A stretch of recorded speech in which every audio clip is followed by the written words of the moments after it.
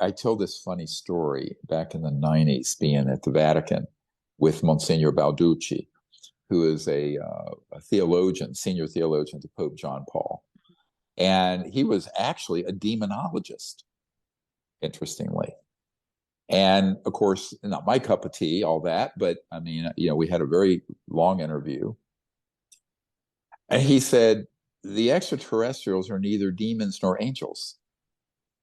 However, they're not hostile and they're so advanced that they could be confused with angels. On the other hand, the extra dimensional phenomenon would be more like the demons, and those get conflated all the time with extraterrestrial. And the man-made atrocities being done that look alien definitely look like a negative entity from somewhere. So you have all of that happening. Now, he emphatically said, because then he had access at the Vatican all the way to the Pope, and he introduced me to the Vatican astronomer and everything. And so he understood the cosmology quite well and knew the difference between an angel, a demon, an ET, and something that would be concocted out of the skunk works or what have you, covert program. But that is a very advanced understanding. But so spiritually, the ET, the actual, let's call it native ET, real extraterrestrial, all of them are so advanced that they would appear to be, unimaginable in their evolution.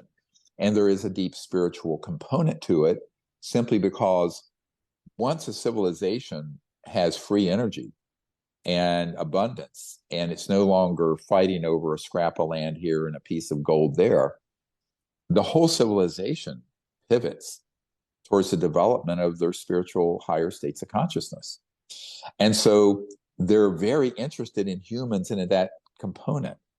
And that's why the Close Encounters of the Fifth Kind, the CE5 Contact, if you get the app CE5 Contact, you'll see it's very rooted in this understanding of consciousness, universality, and how that operates through not only making contact, but also advanced technologies. The extraterrestrial technologies seamlessly interface with consciousness field and thought.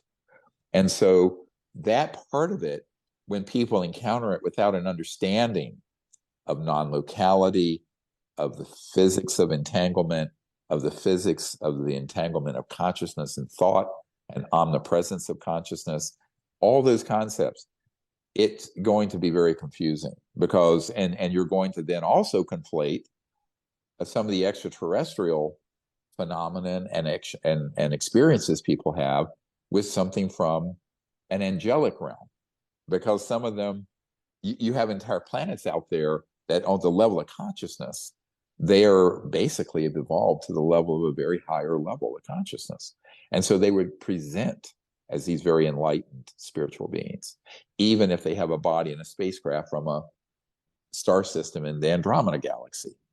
So this gets where you have to have this comprehensive assessment and overview that integrates what's normally very separate things that never get put together, and that's science, spirituality, religion, consciousness studies, and advanced physics, the cutting edge of entanglement and AI and all of this.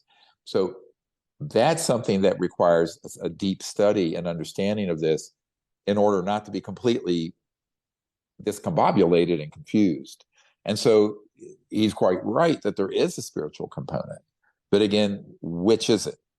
Is it actually a spiritual being, man-made phenomenon, an extraterrestrial advanced civilization whose consciousness might be on parity with a celestial level of consciousness?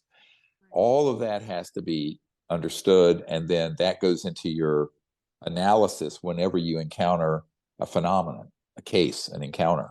What is it? Is it X, Y, or Z, or something else? So again, without that sort of knowledge and study, everyone's going to be hopelessly confused, unfortunately. And this is not that difficult. I think we can articulate that as briefly as I just did. I agree. but it needs to be discussed. But it makes people uncomfortable because if you're a scientist, you're not comfortable with that. If you're a theologian, you're not conversant with science. If you're a policy academic or political person, all of that is just completely foreign, mostly to those folks. So we kind of have to create a common ground for all that.